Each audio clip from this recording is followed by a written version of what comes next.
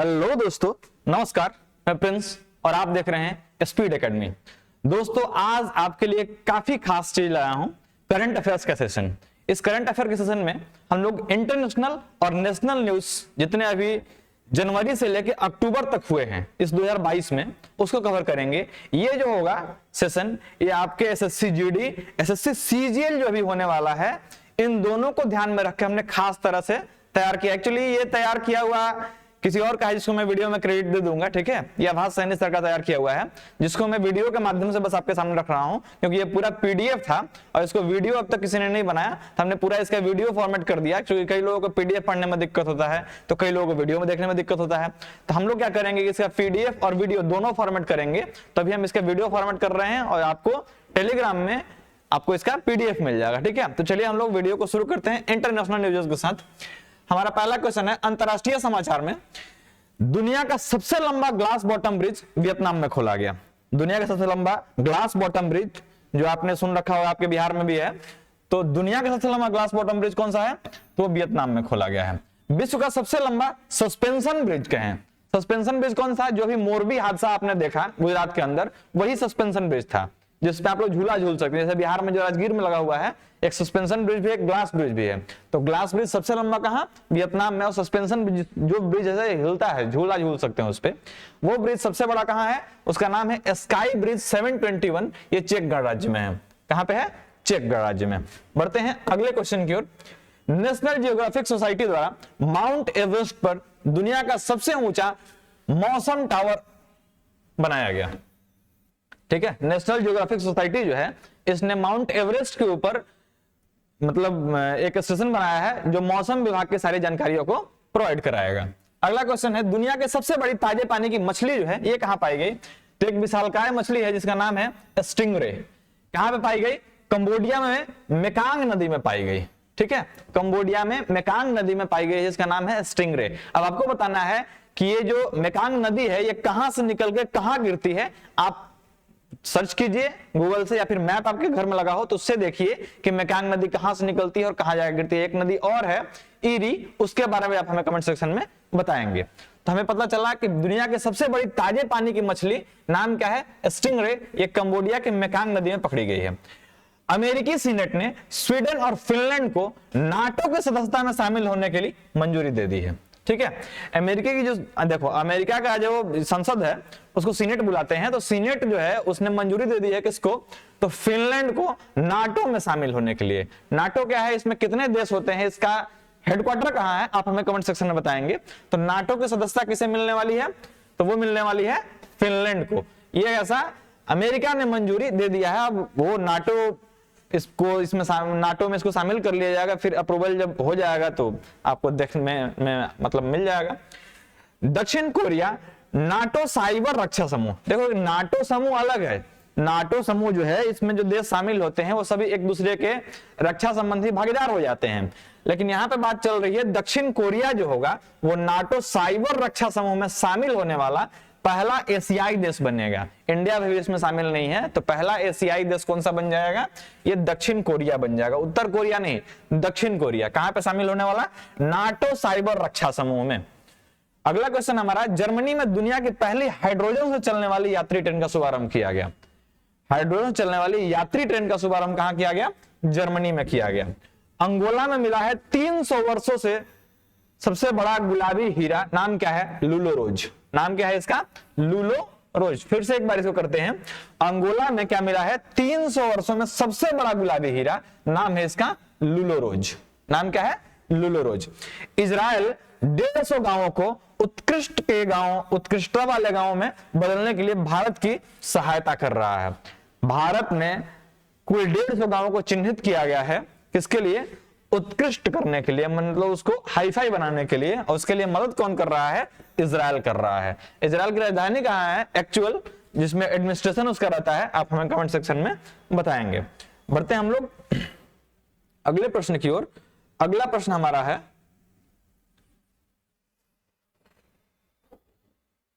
थोड़ा सा इसको हम साफ कर लें ताकि आपको चीजें अच्छे से दिखें। अगला क्वेश्चन हमारा है, दुबई में दुनिया की पहली हाइड्रोजन से चलने वाली फ्लाइंग बोट का नाम क्या है? देखिए वहां पे बोट लॉन्च कर दिया जो जा चुका है, तो उसका नाम क्या है? उसका नाम होता है द जेट। क्या नाम है? The jet. ये फ्लाइंग बोट है, ठीक है। कहां चलेगी? दुबई में। दुनिया की पहली हाइड्रोजन से चलने वाली ये फ्लाइंग बोट है। जहां भी थोड़ा सा आपको अजूबा चीज दिखे या नाम सुनाई दे, तो आप अभी का जो टाइम चल रहा है इसमें आप दुबई की तरफ रुख कर सकते हैं। जैसे उसने फ्यूचर बिल्डिंग बना लिया है, फ्लाइंग जेट ये बना दिया, मतलब हाइड्रोजन चलने वाली फ्लाइंग बोट बना दी। तो इस तरह का कुछ यदि कारनामा आपको दिखे, क्वेश्चन आ जाए और वहां पे ऑप्शन यदि दुबई हो, तो आप वहां तक पहुंचेंगे, ठीक है। वहां ज्यादा चांसेस है सही होने के, क्योंकि इस तरह का फ्यूचरिस्टिक वर्क जो है वो कर रहा है अभी कौन? दुबई, क्योंकि उस पर पैसा बहुत ज्यादा है। नेपाल भारत के यूपीआई प्लेटफॉर्म को तैनात करने वाला पहला देश बन गया है। जो भारत का है यूपीआई, यूनिफाइड पेमेंट इंटरफेस, उसको वो केवल भारत में चलता है, लेकिन नेपाल ने भी ये कर लिया, अप्रूवल कर लिया है कि अब हम भी इसका यूज करेंगे। और इसको लेकर एक जो बाकी बड़े देश हैं, अमेरिका, चाइना, ये लोग काफी ज्यादा परेशान हैं कि भाई नेपाल में भी यूपीआई चलने लगा। जेपी मॉर्गन मेटावर्स में दुनिया स्थापित करने वाला पहला दुनिया का बैंक बन गया है। जेपी मॉर्गन जो बैंक है ये मेटावर्स में, मेटावर्स एक अलग ही दुनिया है, ठीक है। तो अलग दुनिया मतलब वो वर्चुअल दुनिया है, ठीक है। उसमें दुकान स्थापित करने वाला पहला दुनिया का बैंक कौन बन गया है? JP Morgan. भारत संयुक्त अरब अमीरात में देश के बाहर अपना पहला आईआईटी स्थापित करेगा। आज तक जितने आईआईटी स्थापित हुए हैं सारे इंडिया के अंदर स्थापित हुए हैं, लेकिन एक ऐसा आईआईटी होगा जो कहां पर स्थापित होगा भाई? तो ये संयुक्त अरब अमीरात में स्थापित होगा, और ये भारत इसमें काफी सहायता कर रहा है। आगे बढ़ते हैं। एंटीगुआ और बरबुडा ये 102वें सदस्य के रूप में अंतरराष्ट्रीय सौर गठबंधन में शामिल हुए। अंतरराष्ट्रीय सौर गठबंधन जो है इसका मुख्यालय मैं आपको बता दूं कहां पे है? इंडिया में। इंडिया में कहां? गुड़गांव में। गुड़गांव का नाम चेंज कर दिया गया है गुरुग्राम। तो गुरुग्राम में ही अंतरराष्ट्रीय सौर गठबंधन का हेडक्वार्टर है, और उसमें एंटीगुआ और बरबुडा ये 102वें सदस्य के रूप में शामिल हुए हैं। हॉलीवुड अभिनेता टॉम क्रूज ये बाहरी अंतरिक्ष में फिल्म करने वाले पहले अभिनेता बने। टॉम क्रूज ने अभी स्पेस में जाकर फिल्म का शूटिंग किया है, तो ये पहले ऐसे अभिनेता हैं जो स्पेस में मूवी शूटिंग किए। कौन? Tom cruise. 1970 के बाद से वन्य जीवों की आबादी में 69% की गिरावट आई है। ऐसा रिपोर्ट किसका है? WWF का, ठीक है, वर्ल्ड वाइल्ड लाइफ फेडरेशन का। अगला है, चीन भारतीय टूटे चावल का सबसे बड़ा आयातक बन गया है। भारत के टूटे हुए चावल का सबसे बड़ा आयातक कौन बन गया है? चीन बन गया है।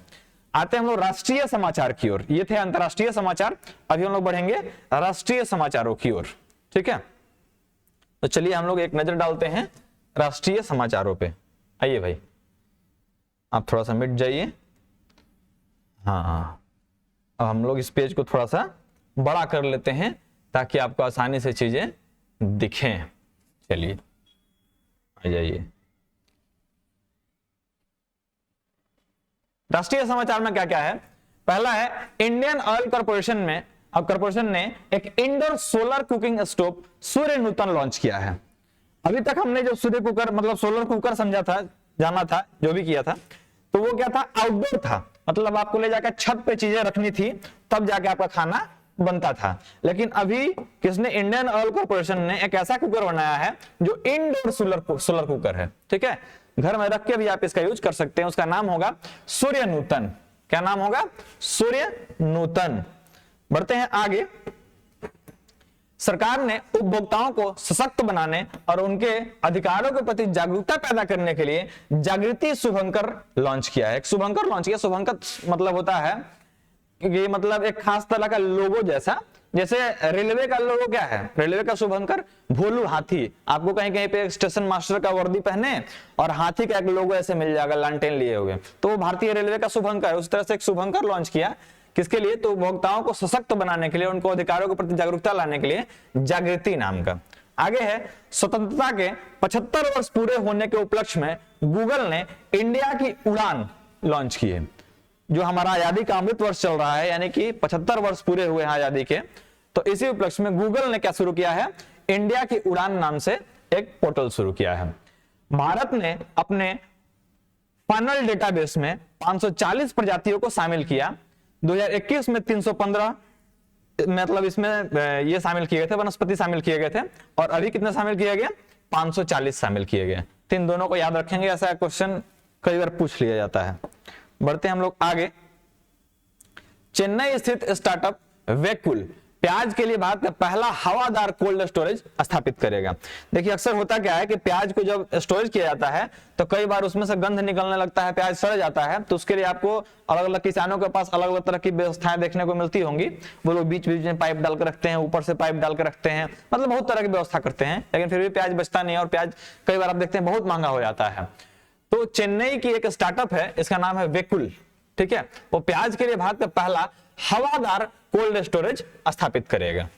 आज तक हम लोग जानते हैं कि कोल्ड स्टोरेज में मतलब बर्फ या एसी या फिर ऐसे करके उसमें ठंडापन रखा जाता होगा, लेकिन प्याज को काफी नेचुरल मतलब ये देने के लिए, एनवायरमेंट देने के लिए ये वेकुल कंपनी काम कर रही है। अगला क्वेश्चन हमारा, रोशनी भारत का पहला खारा पानी लालटेन जो विशेष रूप से डिजाइन किए गए इलेक्ट्रोड से लेकर एलईडी लैंप को बिजली देने के बीच इलेक्ट्रोलाइट के रूप में समुद्री जल का उपयोग करता है, उसको पेश किया गया है। ठीक है, ये समुद्री जल का उपयोग करेगा और उससे लाइट इसमें जलेगा। नाम क्या रहेगा इसका? रोशनी।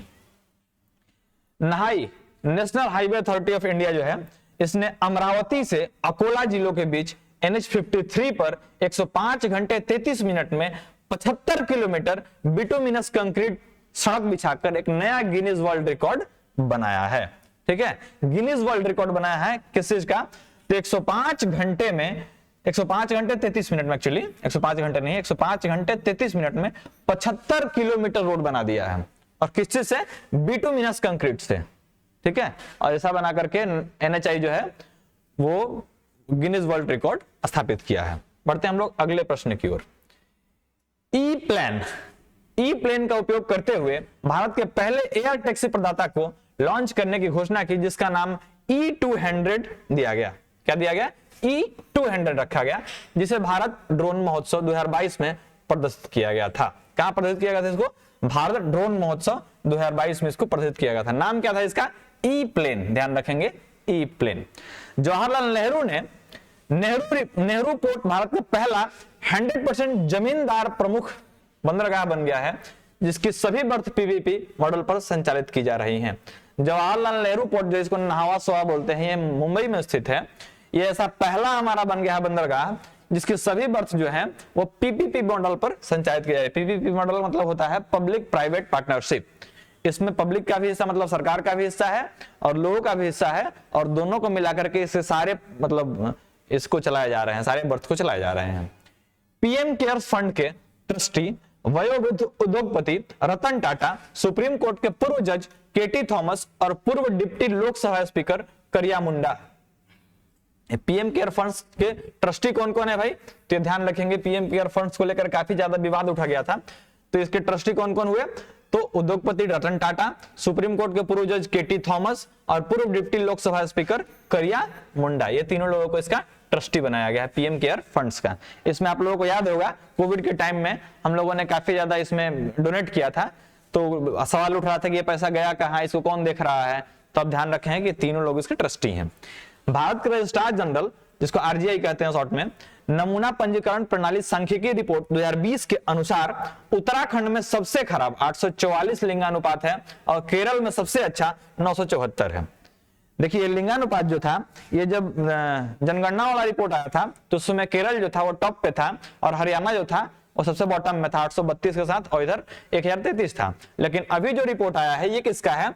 तो भारत के रजिस्ट्रार जनरल का रिपोर्ट है। ये जनगणना वाला रिपोर्ट नहीं है, भारत के रजिस्ट्रार जनरल नमूना पंजीकरण प्रणाली सांख्यिकीय रिपोर्ट है, और उसके अनुसार सबसे टॉप पे कौन है? केरला 974 के साथ, और सबसे खराब कहां पे है? उत्तराखंड में। 844 का मतलब क्या होगा कि प्रति 1000 लड़कों पे 844 लड़कियां हैं वहां, और केरला में 974 लड़कियां हैं और 1000 लड़के हैं। इस तरह का मामला है। बढ़ते हैं आगे। टोयोटा भारत की पहली फ्लेक्स फ्यूल कार लॉन्च करेगी जो एक या कई प्रकार के ईंधनों पर चल सकती है। मतलब ये टोयोटा एक ऐसी कार लॉन्च कर रहा है जो पेट्रोल से भी चलेगी, डीजल से भी चलेगी, इथेनॉल से भी चलेगी, सीएनजी से भी चलेगी। मतलब एक साथ उसमें कई तरह के फ्लेक्सिबल इंजन को उपयोग करके हम उसको चला पाएंगे। तो ये टोयोटा लॉन्च कर रही है। भारत ने नेपाल को 75 एम्बुलेंस, 17 स्कूल बसें उपहार में दी। क्या क्या दिया भारत ने नेपाल को? 75 एम्बुलेंस दिया और 17 को स्कूल बस दिया उपहार स्वरूप।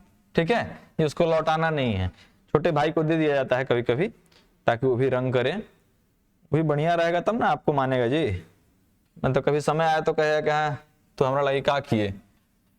बस भारत इसीलिए उसको देता है जानते हो कि चाइना से मिल ना जाएगा दवा, क्योंकि छोटे बच्चे जो होते हैं ना काफी लालची होते हैं, जे ओकरा पैसा दिया, दे चॉकलेट दिया ओकरे तरफ चल जाएगा, तो इसलिए इंडिया को देना पड़ता है इसको टॉफी के रूप में। चलिए आगे देखते हैं।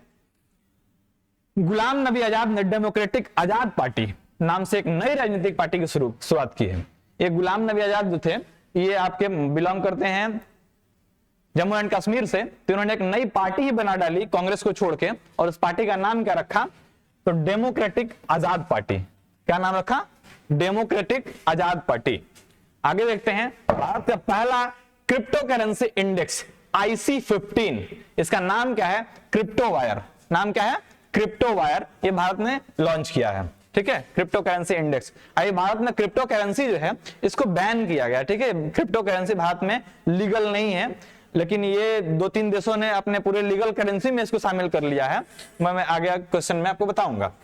2 और भारतीय समुद्र तटों ने ब्लू बीच की सूची में जगह बनाई है। कौन कौन? मिनिकॉय थुंडी बीच और कदमत बीच, दोनों लक्षद्वीप में है, जिन्होंने भारतीय समुद्र तटों में ब्लू बीच की सूची में जगह बनाई है। ये ब्लू बीच जो होते हैं इनको एक मतलब टैग दिया जाता है, एक फ्लैग दिया जाता है कि इन बीचों पे नहाना और बाकी चीजें जो है, यहाँ के जो मरीन लाइफ है वो काफी सुरक्षित है, इसीलिए उनको ब्लू बीच कहते हैं। ओके, बढ़ते हैं आगे। REC लिमिटेड ये एक महारत्न कंपनी का दर्जा पाने वाली 12वीं कंपनी बन गई है। 12वीं कंपनी कौन बनी है महारत्न कंपनी में? तो REC लिमिटेड।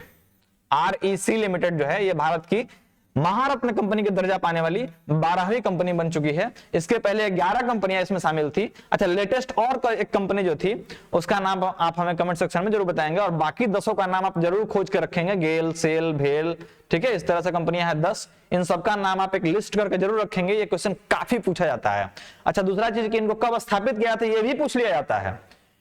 समय ना पूछे, मान लीजिए ये ना पूछे कि किस वर्ष में, तो ये जरूर पूछा जाए किस पंचवर्षीय योजना में इसको शुरुआत किया गया था, तो ये जरूर आप ध्यान रखेंगे महारत्न कंपनियों के बारे में खास करके। आगे है, असम, मणिपुर, नागालैंड और अरुणाचल प्रदेश के कुछ हिस्सों में सशस्त्र बल विशेष अधिकार अधिनियम, जिसको आस्फा कहते हैं, ठीक है, को अगले 6 महीने के लिए बरकरार रखा गया है। ये आस्फा में क्या होता है कि आप किसी तरह के उटपटांग काम कहने का मतलब कि आप हथियार का प्रयोग, खुले में हथियार लेके घूमना, ऐसे काम आप नहीं कर सकते हैं। इसी को रोकने के लिए आस्फा लगाया जाता है।